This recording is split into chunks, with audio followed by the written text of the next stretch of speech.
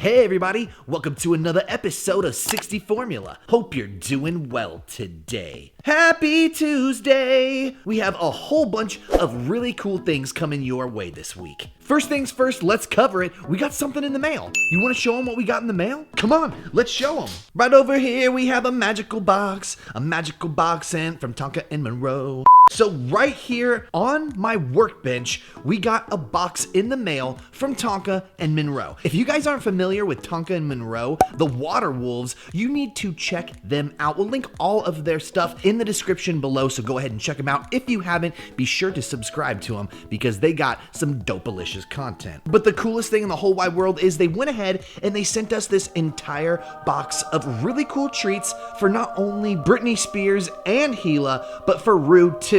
Guess what? I love you. I love you. I love you. So what we're gonna do is we're gonna take all of the things that Tonka and Monroe have sent us. We're gonna put them in gift bags and we are going to have a treasure hunt. Wait, what's this? Hold on. There's something in here.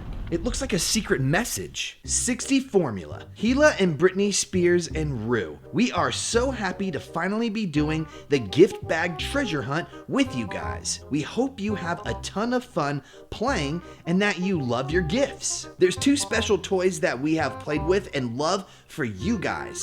They have special collars made from our own fluff. Love the Water Wolves, Tonka, Monroe, and Bonnie. Oh, so it's on. We got to put all of this good stuff in here. I'm not going to show you all of it. I'm not going to show you what's all in there. You're going to have to subscribe, hit that bell, and stay tuned for our next episode to see the treasure hunt. Britney Spears is like, whoa, dude, that's not today's video. You just basically tricked everybody. It'll come out ASAP, okay? Is that cool with you? Okay.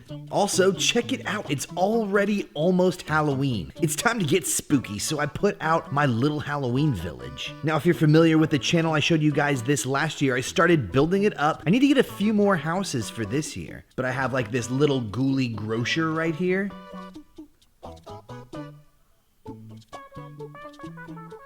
This really cool greenhouse with all these crazy Venus flytraps busting out, and this dude over here oh my god, help me, somebody help me, I'm getting attacked by a giant plant. And then this really crazy spooky library that's really cool. Yeah.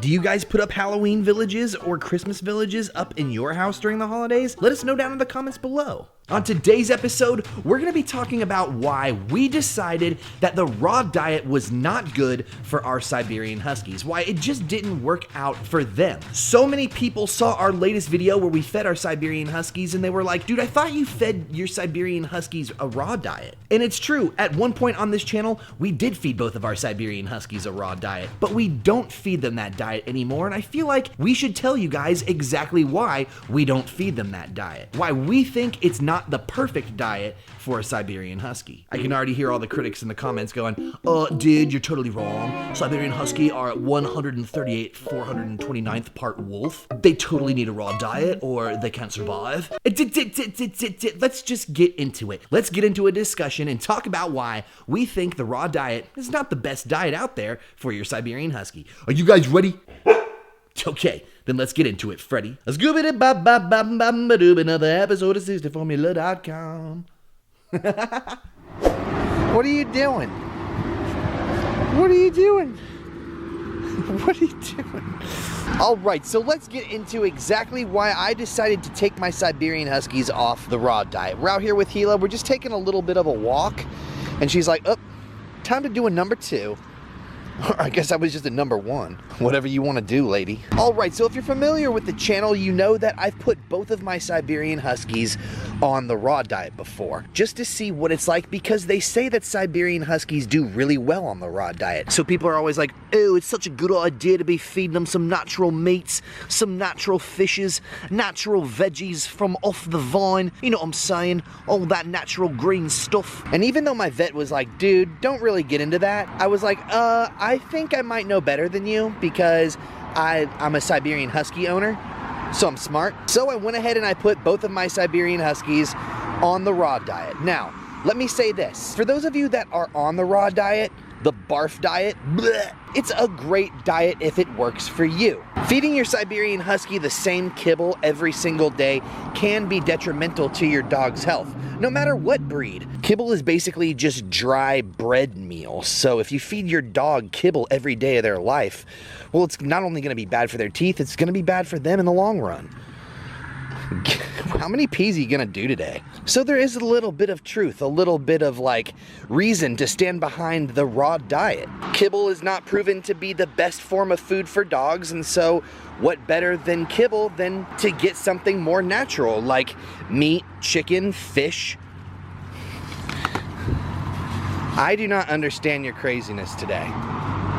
What is it? This is... You're getting absolutely dirty. Gila, come on. So I'm not totally bashing the raw diet. There are some benefits to it. But let me talk about why I think it's not the best diet for people who own Siberian Huskies, especially Siberian Huskies that start off on kibble. Good girl, taking a pee. Pee number 342. Okay, so first thing, let me just tell you by experience, whenever we got into the raw diet, it was really difficult because you have to be mega careful about how you portion all of your raw diet out. And what I mean by this is you have to be careful, like how much bone you give them, how much organ you give them, how much fruit, how much veggies. You really have to measure and weigh all of that out carefully, or you risk getting your Siberian Husky or your dog sick. Now, I'm not saying everybody's completely incompetent, but if you have to work and you are really busy, maybe you have a tight schedule, sometimes this can be really difficult to do, measuring out everything, if you don't plan to partition everything out and have it all set up and scheduled. So if you're typically someone who at the end of the night is like, oh yeah, I have to feed my Husky, I forgot. Or like, you're like, oh, I gotta do that one thing, that chore where I have to feed my Husky, and feeding them a little bit of kibble is something that you feel like you have to go out of your way to do. Well, then feeding the raw diet is probably going to be an insane chore for you, because it's gonna take triple the amount of work that it does to just feed your Husky some kibble. Now, this goes without saying that you have to do so much research, and there's a lot of people who differ on what Siberian Huskies need when it comes to the raw diet. Now, Huskies are different from other dog breeds in that they need more zinc than other dog breeds do. So this is important when taking into account like what you should be feeding your dog when it comes to the raw diet. You don't want to follow a website that's just a generalized website for raw feeding for dogs. You really have to get specific with your breed. So the raw diet requires tons of research. It requires a lot of careful preparation and measuring. There's literally like cars and planes and trains and automobiles all going off in the world. Why can't I make a YouTube video? Dude, that's someone else's dookie, not yours. Like I was saying, it requires so much preparation, so much measuring, a whole bunch of knowledge on your part that it just honestly takes a lot of work in the end. Another good reason why you shouldn't get into the raw diet is supply chain problems. If the COVID-19 issue has taught anybody anything, it's that there's a big problem with the supply chain. Sometimes you can't get exactly what you need when you need it, especially when demand goes up. P number 712. And raw food ingredients can be extremely difficult to come by. Hey, there's a fire hydrant. You want to pee on that, dude? Yeah, it's not difficult to go and get chicken from the store. Like, just grab some chicken. Maybe they're not sold out of that. But Siberian Huskies need to eat a wide variety of foods when they're on the raw diet.